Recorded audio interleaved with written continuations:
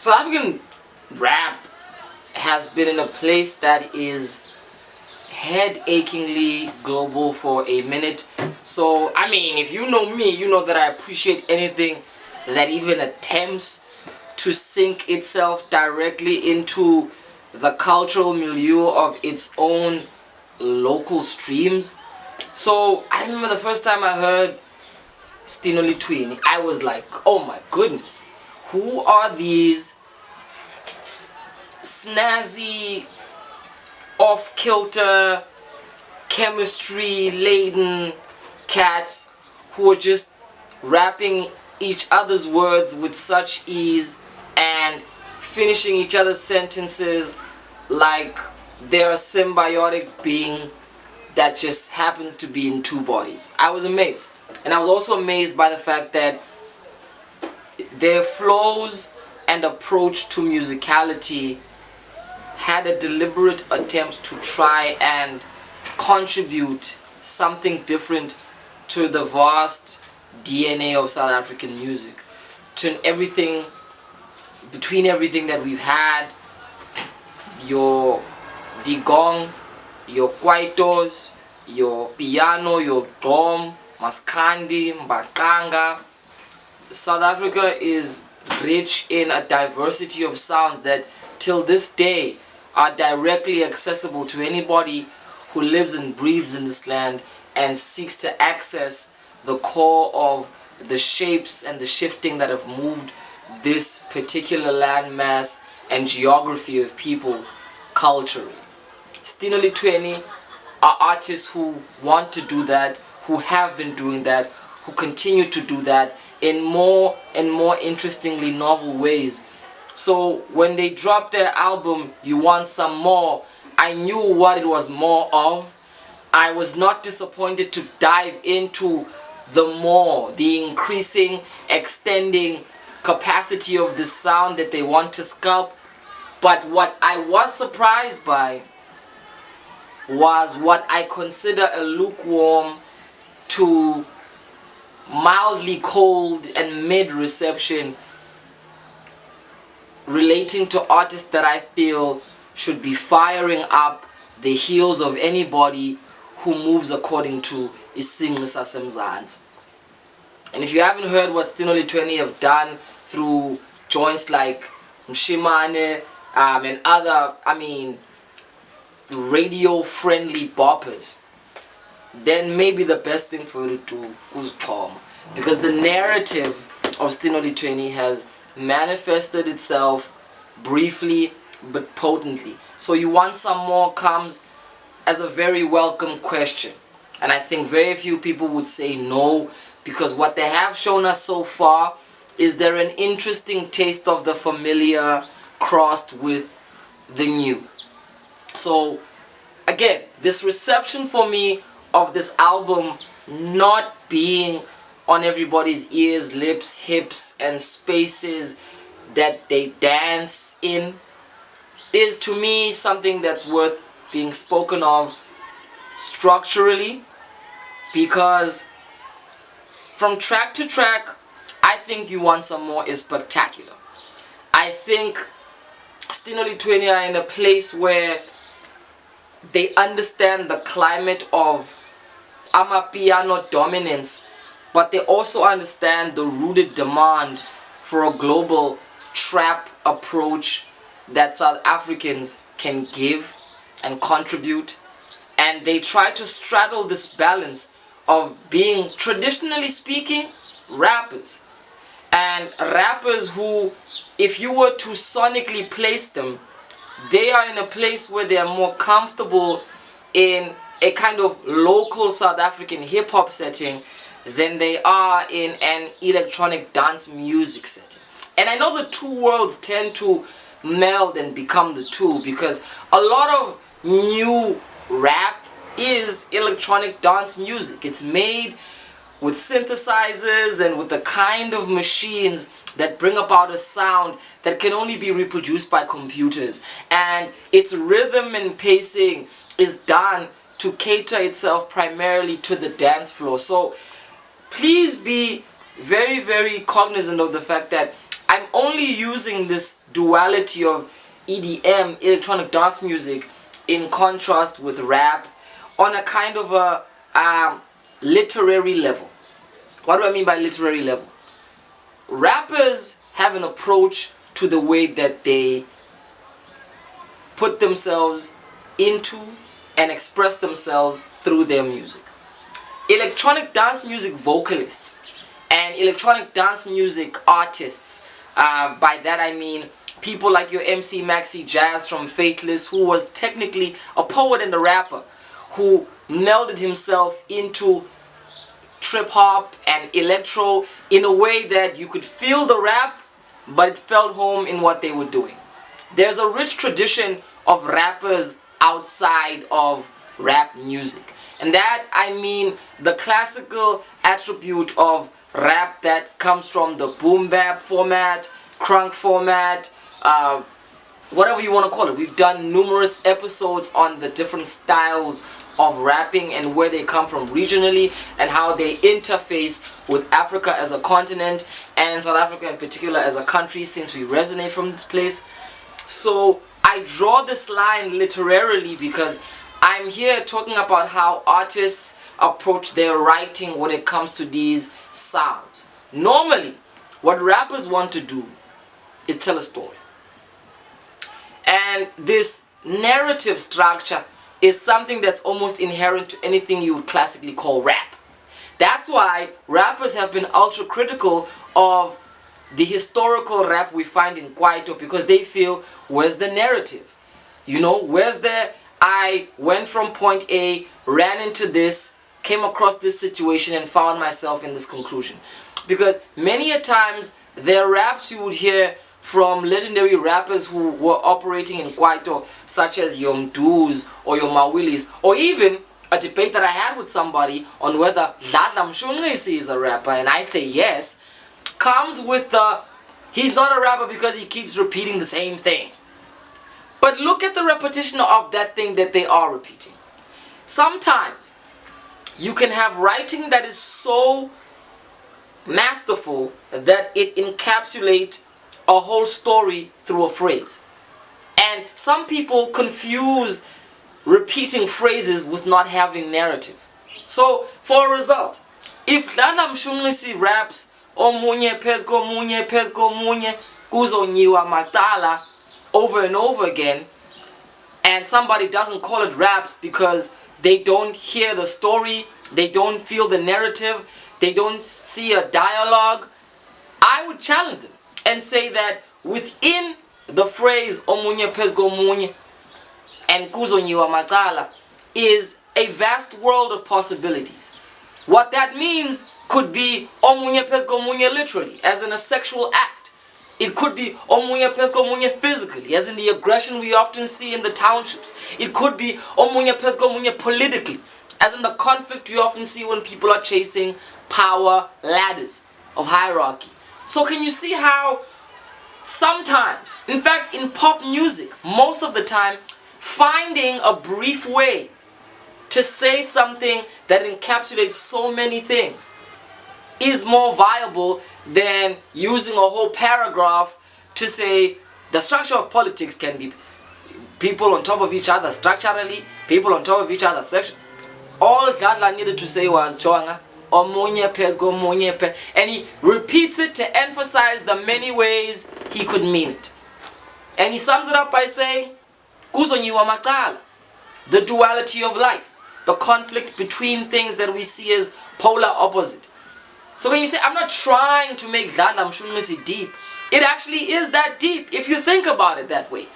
And this is what people who listen to more literarily based music always seem to have against more simpler minimal raps. They think all rap needs to be complex and technical, when rap is simply paying attention to narrative structure and understanding your dialogue with the audience. Dladla has that. He doesn't need to be more complex and technical than omunye pezgo munye, because that's all he needs to reach the message of people who are both on the surface level just trying to hear a simple message, but who, like me, see in that message something poignant, because it's both. No artist simply writes to just be on a surface level. There's always a feeling. So if you're going to say that simple rhymes have no narrative, you're falling into this trap that everything should be complex. So in other words, when we look at electronic dance music, rappers who operate within it work when they're able to work with to write with brevity. This means they're able to shorten their narrative structure into 1 or 2 or 3 phrases that are able to meld with the beat so rhythmically that people don't have to think too much about what it means. It can just, the meaning of it just sinks into their bodies. And you know what it means even if you don't have to explain it too deep. But with often literarily complex rap, the point is to kind of think about it. Indeed, many a times you'll find an MC rap and say, did you get that part? Or, go deeper into it. There are artists who expect their audiences to read into their lyrics. And there are artists who expect their audience to simply just get it. And I think the place where popular art lives, in a place where people don't think too much about your words.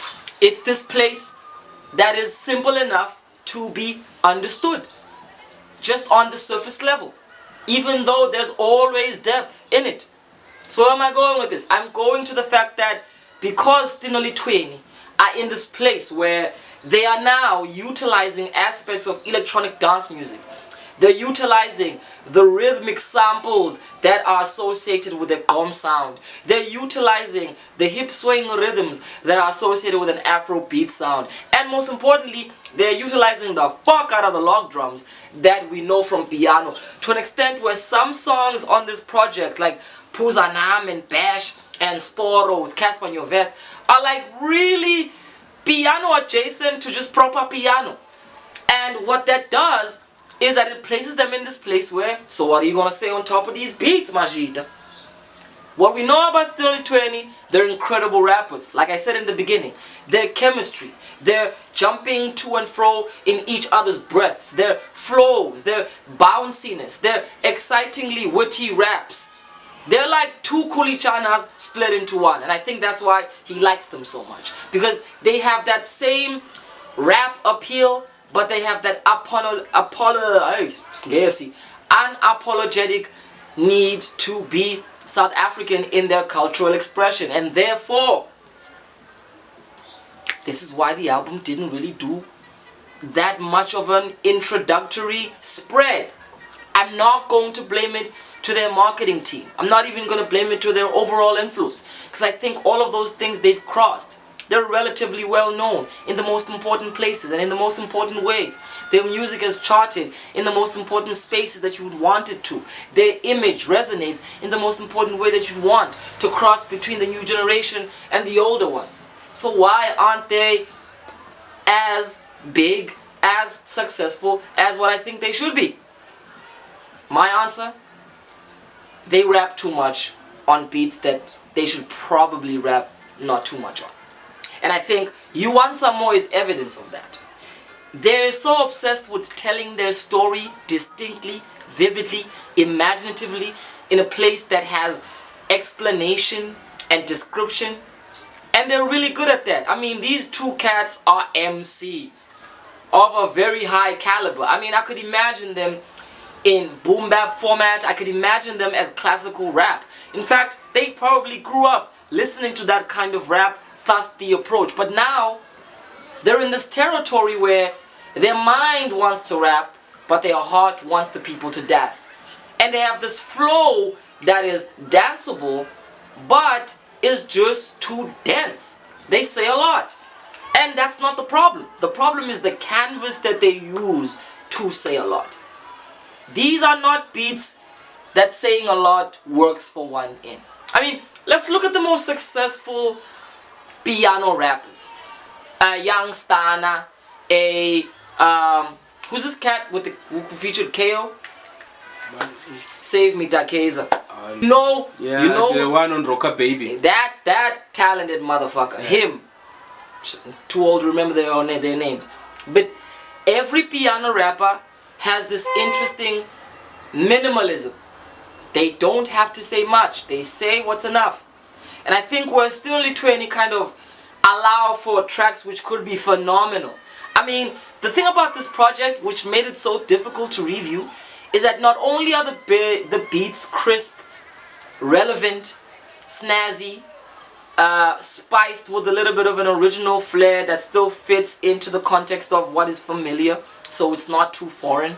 Not only do they have a star-studded feature set up from everybody's favorite lyricist right now, Maclera, to Casper Nyovest. Nani Nanaka even makes an appearance and speaks for the bad bitches. I mean, Kuli Chana. I mean, it's everybody who's got Stino Le Thwenny's back. So why aren't they part of that peer group yet? Because they're still trying to live in this place where they do entrap what they do in piano. And I think if they had minimalized their raps, if they take an approach like a young Stana, where keep your narratives brief, and if you're gonna make them a little longer, try singing them. Because the truth is, the capacity of attention that is demanded or invited in piano is one where lyrics just drown if they're gonna be too numerous. And this for me is, I think, the parting gesture which just doesn't allow this project to become the classic that it could have been. It's living in a world of limbo. It's living in dissonance. What's happening right now is Makwa is in this project. We know him for his kokonko. There is intricate rap cadences torn between a minimal groove. You don't know whether to listen or to dance to it. And what that creates is a schizophrenia of art. This album doesn't easily access itself to your heart in ways that leave the brain alone up until you've had the capacity to marinate it. It tries to do both in the same breath, and I think when making pop music, that's practically impossible. Pop music is not made for the masses to think, unless you want to deviate and do a thinking project that has a level of artistic integrity like a To Pimp a Butterfly or something like that. But You Want Some More was an invitation for us to groove with the two cats from Bloom, and it leaves many people in a place where they can't dance to it long enough to get lost, but they also can't think too much because they get lost in the noise of the groove. So what happens when an artist is in this quagmire, is in this nyaga nyaga, is in this kind of tricky place? I think for Stino Le Thwenny, the best thing to do is to opt for simplifying their raps. They have already proven that they can intricately rap with the best. Shimane had a remix which had both Kuli and KO, and arguably their verses stood in parallel to two of South Africa's greatest rappers. So we know these dudes can rap, and I think they need to let go of the impulse to be too much of a rapper. Right now, enjoy the ride, fellas, and enjoy it in ways where the people can memorize, say, bond with enough of what you're saying to take the music along. And many might say, Vijay, isn't this a review about music? Why are you talking about the politics of how people listen to lyrics? It's always connected. There are songs that instrumentally have the capacity to be classics, but they have too many lyrics.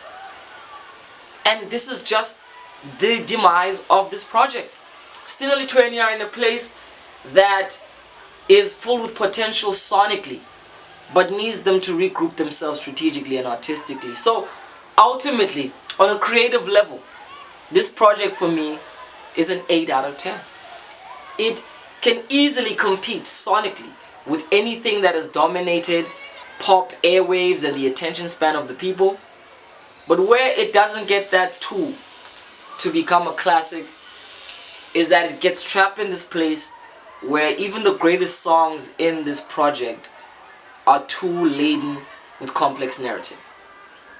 So I think the next time around, if they take my advice, they might have something dangerously alluring, something that South Africa can never ignore.